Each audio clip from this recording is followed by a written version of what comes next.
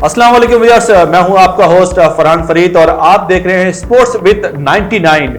आज हमारे मेहमान काफ़ी ख़ास हैं, हमारे बहुत प्यारे दोस्त हैं। इससे पहले कि मैं उनका तारुफ कराऊं, आपको बताता चलूं कि ये ग्रेड 2 क्रिकेट भी खेल चुके हैं और इसके अलावा इनके जो बैच या रूम मैच थे, जो खिलाड़ी के साथ इन्होंने क्रिकेट खेली, वो आज ना सिर्फ पाकिस्तान के लिए क्रिकेट खेल रहे हैं बल्कि कुछ उनमें से खिलाड़ी ऐसे भी हैं जो रिटायर भी हो चुके हैं, कोचिज़ के फ़राइज़ अंजाम दे रहे हैं। आज पूछेंगे इनसे कि इन्होंने अपने क्रिकेट कहाँ से शुरू की, कैसे शुरू की और ये सफ़र कहाँ तक चला। हमारे साथ मौजूद हैं one and only Zeeshan Tariq. अस्सलाम वालेकुम ज़ीशान भाई। वालेकुम अस्सलाम फरहान भाई, बहुत बहुत शुक्रिया पहले तो आपका कि आपने मुझे अपने चैनल पे बुलाया। ज़ीशान भाई, आप काफ़ी अरसे से बिल्कुल स्क्रीन से गायब हैं, मतलब क्रिकेट के मैदानों से बिल्कुल गायब हैं। अचानक ही आप हमें नज़र आए कराची प्रीमियर लीग में और उसके बाद फिर हमें आप KTPL की ड्राफ्टिंग में नज़र आए और अब ग्राउंडों में नज़र आ रहे हैं। हमें अपने नाज़रीन को ये बताइए कि आपने अपनी क्रिकेट कहाँ से शुरू की, कब शुरू की और अंडर 19 से पहले स्कूल क्रिकेट, क्लब क्रिकेट कौन से ग्राउंडों में आपने खेलना शुरू की? फरहान भाई, सबसे पहले तो मैंने स्कूल क्रिकेट शुरू की थी गवर्नमेंट स्कूल से। मैं गवर्नमेंट स्कूल का कैप्टन था और उससे मैंने क्रिकेट का आगाज़ किया था स्कूल पे। और जब पहला डॉक्टर मोहम्मद अली शाह टूर्नामेंट हुआ था, जो उन्होंने इंटर स्कूल करवाया था 99 में, जो नाइट टूर्नामेंट था और 2 डेज़ का उन्होंने टूर्नामेंट करवाया था, तो वो हम लोग फाइनल जीते थे। और उसमें हमारा मुकाबला सरफराज अहमद की टीम से था फाइनल, जिसमें हमारे अगेंस्ट सरफराज अहमद था और उसमें 2-3 और अच्छे क्रिकेटर्स थे जिन्होंने बाद में फर्स्ट क्लास भी खेली थी, जिसमें उमैर गौतम था, एक फराज पटेल था। ये हमारे अगेंस्ट थे और हम लोग लेकिन इसके बावजूद फाइनल जीते थे। हमारे पास भी अच्छे नाम थे उस टाइम। तो अल्हम्दुलिल्लाह उधर से स्टार्ट हुआ था क्रिकेट का। फिर आस्ता आस्ता क्रिकेट स्कूल के बाद कॉलेज आई, तो फिर मैंने गवर्नमेंट डिग्री कॉलेज से ही क्रिकेट खेली मैं अल्हम्दुलिल्लाह। तो फिर उसके बाद मैंने कराची सतह पे स्टार्ट की क्रिकेट। जब एक यूनिवर्सिटी की टीम का ट्रायल्स हुए तो यूनिवर्सिटी में सेलेक्ट हुआ, KU से मैंने क्रिकेट का एक सीज़न खेला। लेकिन उसके बाद थोड़ी सी बदकिस्मती कह लें, क्या हमारे यहाँ जो थोड़ा सा टैलेंट को आगे जाने से रोक दिया जाता है, क्या उसको इतना पॉलिश नहीं किया जाता, जिसके बावजूद भी मैंने कोशिश करता रहा, हर फॉर्म पे जाके दरवाज़ा खटखटाता रहा। कुछ परफॉर्मेंस के बावजूद भी मुझे इग्नोर किया गया उस टाइम। और फिर मुझे लगा कि मैं कराची में जो है क्रिकेट नहीं कंटिन्यू कर सकता। तो आपने क्लब क्रिकेट स्टार्ट कर दी थी? क्लब क्रिकेट साथ साथ चल रही थी। मैंने AO को ही ज्वाइन किया था। डॉक्टर मोहम्मद अली शाह ने उस टाइम मुझे, अल्लाह उनको जन्नत नसीब करे। कौन से जोन पे क्लब? जोन 6 में थे और उन्होंने मुझे बड़ा सपोर्ट किया था। तबस्सुम आफ्ताब होते थे मेरे सीनियर्स में, इकराम उल्ला साहब होते थे, वो मेरे कोच भी थे उस टाइम। उन्होंने मुझे जोन 6 से भी खिलवाया, जोन 5 से भी खिलवाया। अंडर 17 मैंने जोन 5 से भी खेली, अंडर 19 खेली। लेकिन इसके बावजूद मुझे आगे खुल के चांस नहीं मिल रहा था यहाँ पे। तो मुझे लग रहा था कि मैं कैद हूँ यहाँ पे क्रिकेट में। तो मैं क्रिकेट को बहुत ज़्यादा एंजॉय करके खेलना चाह रहा था, परफॉर्मेंस देना चाह रहा था, लेकिन उसके बावजूद दे नहीं पा रहा था। तो फिर मैं यहाँ से चला गया। मैंने रावलपिंडी को सोचा कि मैं रावलपिंडी में कुछ बेहतर कर सकूँ। तो मैंने रावलपिंडी में क्रिकेट का आगाज़ किया। वहाँ पे KRL में मेरे बहुत अच्छे मेरे चचा थे, तो उन्होंने मुझे KRL पे रिकमेंड किया। वहाँ शुएब अख्तर साहब होते थे उस टाइम, सुहेल तनवीर वहाँ होते थे। तो शुएब अख्तर का डेब्यू हुआ था 96 में, तो वो 2000 की बात है, तो वहीं पे आते थे, तो वो समझाते भी थे उस टाइम। और सुहेल तनवीर का डेब्यू नहीं हुआ था, तो वो साथ ही थे मेरे। तो हम साथ ही जाते थे जब सुहेल तनवीर और मैं उस सुजुकी में लटक के, और वो जर्नी थी एक बड़ी ज़बरदस्त। तो वहाँ 1 साल अल्हम्दुलिल्लाह क्रिकेट खेली। वहाँ जब पॉलिश हुआ, दैन वापस जब मैं कराची आया, तो फिर मुझे कराची में अल्हम्दुलिल्लाह एक सीज़न अच्छा लगा। उसके बाद मुझे बैंक के ट्रायल्स होना शुरू हुए थे। UBL की टीम बंद हो गई थी 95-96 जी। तो रीबिल्ड होनी थी UBL की टीम। जब रीबिल्ड हुई UBL की टीम, तो मुझे पता चला, क्योंकि मंसूर भाई के साथ मैंने अकेडमी में, मंसूर अख्तर टेस्ट क्रिकेटर जो हैं, उनके साथ अकेडमी में मैंने बड़ा टाइम दिया था। और उस टाइम अंडर 17 का वर्ल्ड कप भी पाकिस्तान में हो रहा था, तो उसके साइड मैचेस मैंने खेले, तो उसमें बहुत परफॉर्मेंस अच्छी दी थी। और उस टाइम सोशल मीडिया का और प्रिंट मीडिया का मतलब टाइम था, सोशल मीडिया इतना नहीं था।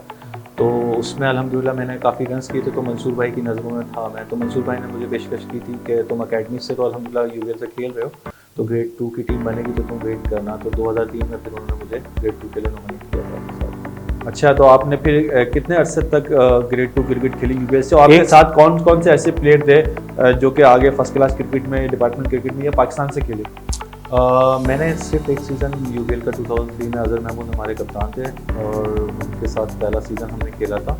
उसमें हमारे साथ शहरियार गनी थे और उस्मान थे, उसमें फिर ये हमारे लेफ्ट आर्म रुमान रईस को ले लिया था मंसूर भाई ने। रुमान रईस थे हमारे साथ सीज़न में, मिसबा थे। तो ये पहला सीज़न था हमारा, तो रुमान माशाल्लाह पाकिस्तान खेल गए थे। फिर राशिद भाई हमारे UBL के एक्स थे, तो वो हमें सपोर्ट करते रहे। बासित भाई थे, वो सपोर्ट करते रहे। तो मैंने पहला सीज़न खेला था, लेकिन फिर मुझे कुछ तकलीफ शुरू हुई, कुछ पर्सनली जो मेडिकल की कुछ इश्यूज़ होते हैं, तो उसकी वजह से मैं कंटिन्यू नहीं कर पाया क्रिकेट को इस तरह। लेकिन फिर जो है मैंने स्पोर्ट्स कम्प्लेक्स में ही अपना ट्रांसफ़र करवा के as a sports person, as a coach, as a mentor वहाँ पे काम करना शुरू किया। अच्छा, आजकल तो आप डिफेंस फेज 6 में रह रहे हैं, लेकिन शुरू में आप कहाँ रहते थे? और मैंने ये भी सुना है कि कराची में जब चंद स्पोर्ट्स की शॉप हुआ करती थी, UT स्पोर्ट्स थी, मियादाद स्पोर्ट्स थी, उसमें से एक स्पोर्ट्स की शॉप आपकी भी थी, आपके वालिद साहब उसको रन करते थे तारिक स्पोर्ट्स के नाम से, वो है? और आपका पहला इलाका कौन सा था जहाँ ये शॉप थी?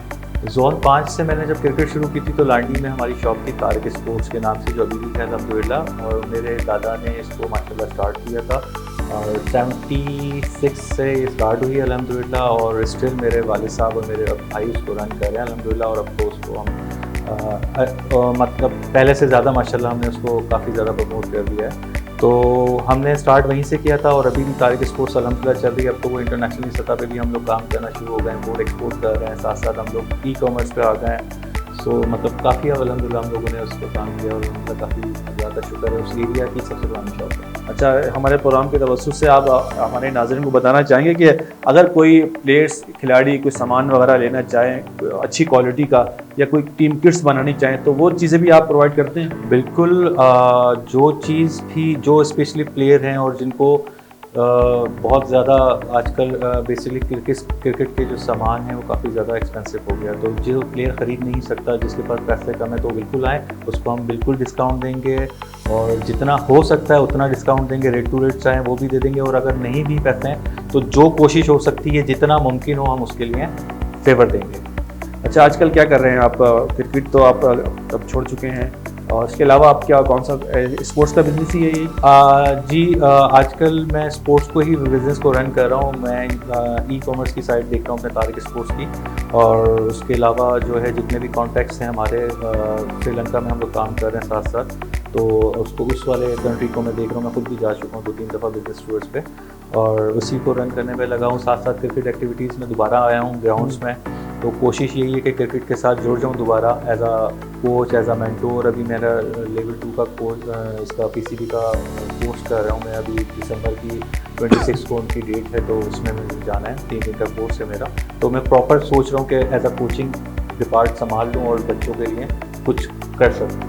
अभी सिंध प्रीमियर लीग स्टार्ट हो रही है, उसमें आप हैदराबाद के एज ए ऑफिशियल के साथ टीम के ऑफिशियल मौजूद होंगे, ये खबर सही है फिर? जी बिल्कुल फरहान भाई, हैदराबाद के साथ हैदराबाद हॉक्स की टीम ने मुझे माशाल्लाह एक प्रपोजल भेजा था, तो मैंने उसको एग्री कर लिया, उसको साइन किया है। तो इंशाल्लाह सिंध प्रीमियर लीग में आपको मैं हैदराबाद हॉक्स में दिखूँगा साथ। अच्छा, ये तो आपके इब्तदाई कैरियर का आगाज़ था, फिर आपकी ये जर्नी थी। आप आ जाते हैं थोड़ा सा पाकिस्तान क्रिकेट के ऊपर। अभी हमने देखा कि हालिया दिनों में जो जूनियर एशिया कप खेला गया, पाकिस्तान जब पिछला जूनियर एशिया कप खेला गया था तो बांग्लादेश के हाथों सेमीफाइनल में शिकस्त खा गया था। इस दफ़ा पाकिस्तान की परफॉर्मेंस बहुत ज़बरदस्त थी। इंडिया के ख़िलाफ़ पाकिस्तान ने 300 से ज़्यादा रन बनाए, शाहजेब ने शानदार 160 रन बनाए, फिर एक दफ़ा फिर दूसरी इनिंग में फिर सेंचुरी बनाई, रिजवान उल्लाह ने सेंचुरी बनाई। 7 ब्रेक थोड़े बुझे से रहे, हालांकि कप्तान थे, दूसरा वर्ल्ड कप खेलने हैं, अंडर-19 वर्ल्ड कप खेल चुके हैं, ये दूसरा एशिया कप खेलने हैं। इस तरह हमने देखा हारून अरशद को वो बुझे नजर आए। पाकिस्तान की परफॉर्मेंस बिल्कुल इतनी सुपर चल रही थी एकदम से बांग्लादेश के हाथों, जिस तरह हमने पहले शिकस्त खाई थी, फिर हम बांग्लादेश से शिकस्त खा गए।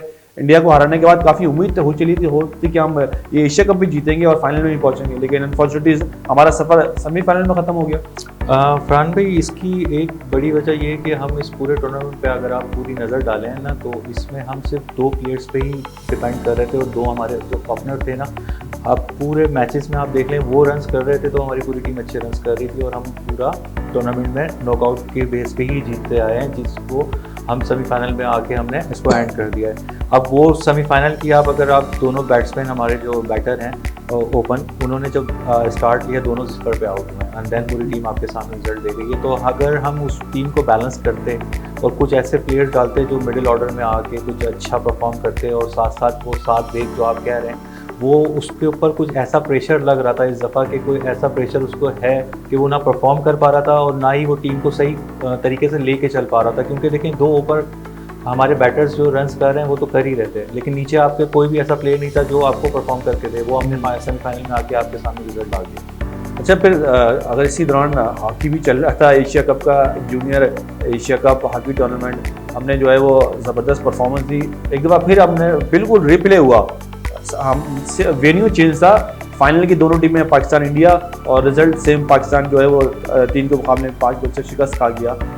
तो टीम अच्छा खेल रही है लेकिन हम सेमीफाइनल फाइनल जीत नहीं पा रहे। मतलब फरहान भाई, इसका एक रीज़न तो मुझे ये समझ आता है कि जो लड़के हैं ना, जो डे बाय डे जो हमारी टीम ग्रूम हो रही है, हॉकी तो हमारी कितनी नीचे चले गई आपके सामने। हॉकी हमारा कौमी खेल है और हम उसको आज, अगर आप किसी न्यू जनरेशन वाले बच्चे से पूछें जो अभी मतलब बढ़ रहा है स्पोर्ट्स में, तो उसको हॉकी का इतना मतलब दिलचस्पी नहीं लेगा वो एज़ कम्पेयर क्रिकेट से। तो इसको तो हम हॉकी को, हमारा जो कौमी खेल है, इसको सबसे पहले तो हम चाहते हैं कि इसको दोबारा से वही इज़्ज़त मिले जो पहले 96-92 के जो वर्ल्ड कप हम जीते थे हॉकी के जो थी उस वक्त क्रिकेट, हॉकी, स्क्वैश, वो अब हमारे गेम में सिर्फ क्रिकेट रह गई और क्रिकेट के हालात भी आपके सामने हैं। बट हम हॉकी को जितना कोशिश करें कि नीचे से ग्रास रूट लेवल से ऊपर लेकर आएँ, तो हमें इसमें फ़ायदा होगा। हमारे न्यू टैलेंट को हम ज़्यादा से ज़्यादा प्रमोट करें। इसमें जॉब्स नहीं है। सबसे पहले मेरे कुछ दोस्त हैं, सुहेल अब्बास, एक्स हॉकी के जो वर्ल्ड रिकॉर्ड होल्डर हैं, वो मेरे बड़े अच्छे दोस्त रह चुके हैं। उनके भाई हैं ज़हीर अब्बास, वो मेरे साथ खेलते भी रहे हैं। तो हमेशा यही बात होती थी कि हॉकी के प्लेयर्स को जो है ना पैसे इतने मिलते हैं, ना इनके कॉन्ट्रैक्ट्स इतने साइन होते हैं, ना इनको हम हॉकी की फाउंडेशन जो भी है वो इनको इतने पैसे नहीं मिलते। इस वजह से ये गेम डे बाई डे नीचे आता है। तो क्या तो आप क्रिकेट की तरह इस गेम में पैसा ले आएँ भरपूर तरीके से, तो ये हॉकी भी इंशाल्लाह एक टाइम उठ जाएगी। लेकिन और आपने पैसों की बात की, देखें पैसा नहीं है लेकिन उसके बावजूद भी हमारे हॉकी फेडरेशन के जो प्रेसिडेंट हैं, जो सेक्रेटरी हैं, मुफ्ती साहब हो गए, राना मुजाहिद हो गए, ये जाके टूर कर रहे हैं, अपना टीए भी ले रहे हैं, होटल में रहाइश भी कर रहे हैं, कोई 50-60 लाख रुपए अपने ऊपर खर्च कर रहे हैं। आज लड़कों के जो है बाकायदात रह गए हैं, पैसे रह गए हैं और इनकी अय्याशी खत्म नहीं हो रही। एक जगह कह रहे हैं कि हम उधार लेके टिकट लेके जा रहे हैं, हमारे पास जो है वो कर्जा चढ़ चुका है, और दूसरी तरफ आपकी अय्याशी खत्म नहीं हो रही। मतलब इस तरह कैसे चलेगा? एक तो आपके पास रोना धोना खत्म नहीं होता फंडिंग का, और जो फंडिंग आ रही है वो अपने ऊपर खर्च कर रहे हैं, खिलाड़ियों को नहीं दे रहे। फरहान भाई, मसला सिर्फ यही है, इस फाउंडेशन को कोई एक बंदा जो है ना उसको तरीके से सेंसर नहीं है।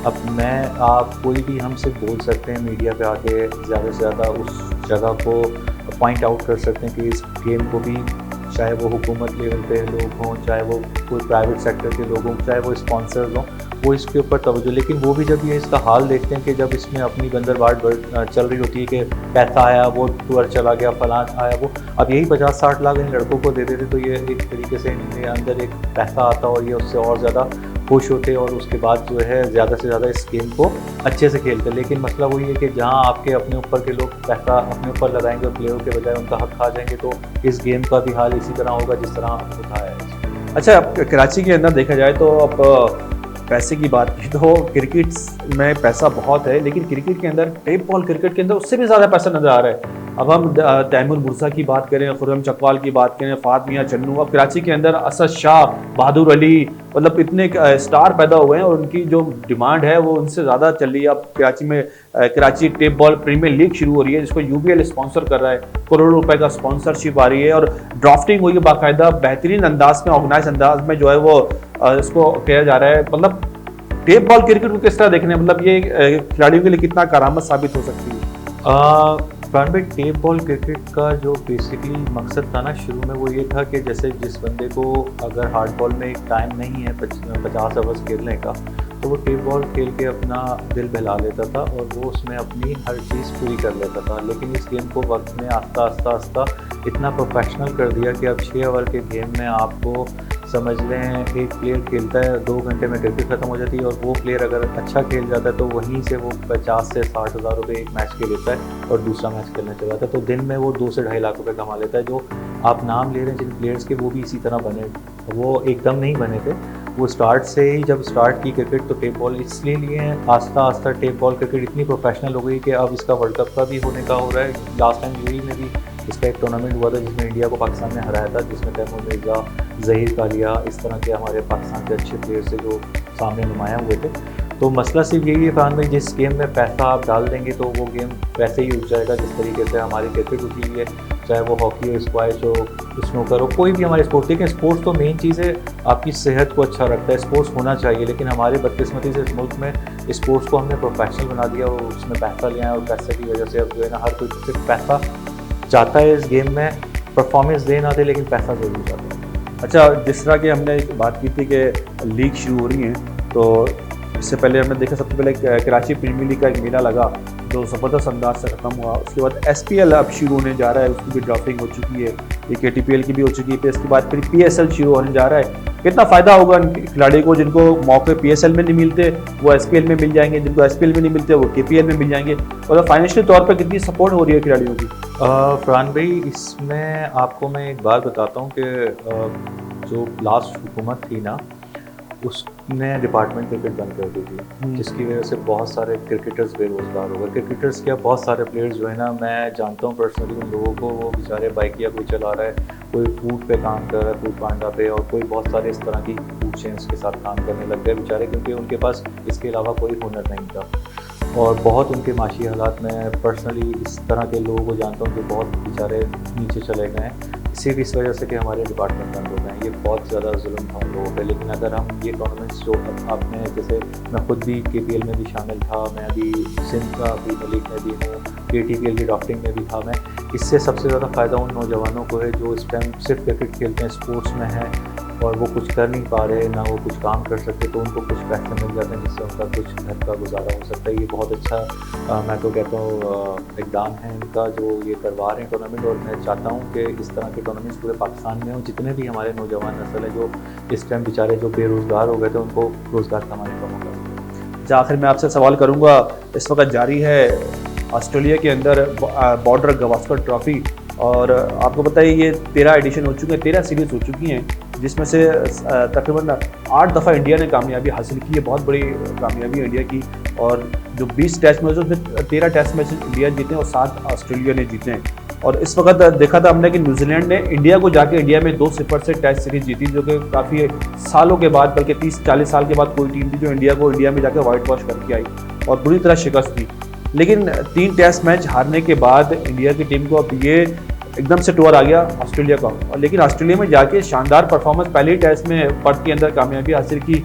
आज दूसरा टेस्ट मैच जारी है, उसका दूसरा दिन था, 153 रन की लीड हासिल की ऑस्ट्रेलिया ने, लेकिन पहला टेस्ट मैच इंडिया जो है जीतने में कामयाब हो गया।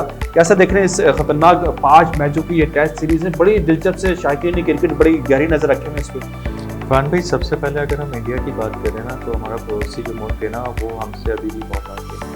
हालांकि वो और हम साथ के हैं, लेकिन अगर आप उसकी टेक्नोलॉजी, स्पोर्ट्स, कुछ भी आप वहाँ का अगर आप देखेंगे वो हमसे बहुत आगे है। अगर आप क्रिकेट की बात करते हैं तो हमारे यहाँ तो उस तरह की एकेडमीज़ नहीं है। जो मेरी लास्ट टाइम यूनुस भाई से बात हुई थी KPL में, उनसे मेरी काफ़ी टाइम हमने साथ गुजारा, तो यूनुस भाई मुझे यही बता रहे थे कि जो वहाँ की मैंने MRF वाली एकेडमी देखी है, उस जैसी जदीद एकेडमी मैंने दुनिया में कहीं देखी, इवन कि ऑस्ट्रेलिया और इंग्लैंड की। तो वो कह रहे थे कि वो क्रिकेट को जो है ग्रास लेवल से, जो बच्चा स्कूल पे होता है 5, 6, 7 साल का, वहाँ से ट्रेन करना शुरू करते हैं। उसके बाद नतीजा देखें, इंडिया के पास एक के पीछे एक ऐसा बैटर है और ऐसा प्लेयर है कि वो एक रिटायर नहीं भी होता तो उसके पीछे वो खड़ा हो जाता है तैयार होकर, जिसकी वजह से आज इंडिया की परफॉर्मेंस आपके सामने है। और हम उस एज़ कम्पेयर इंडिया से अगर अपनी टीम को करें तो आप देख लें, जो हमारे 4 रिटायर्ड होते हैं तो हमें मिडिल ऑर्डर को ढूंढने में टाइम लगता है, हमें ओपनर ढूंढने में टाइम लगता है, जिसकी वजह से हम लास्ट वर्ल्ड कप की परफॉर्मेंस भी देख लें, अभी हालिया लास्ट टर्म जिम्बाब्वे से हमने सारे नए लड़कों को चांस दिया, उसका रिजल्ट आपके सामने।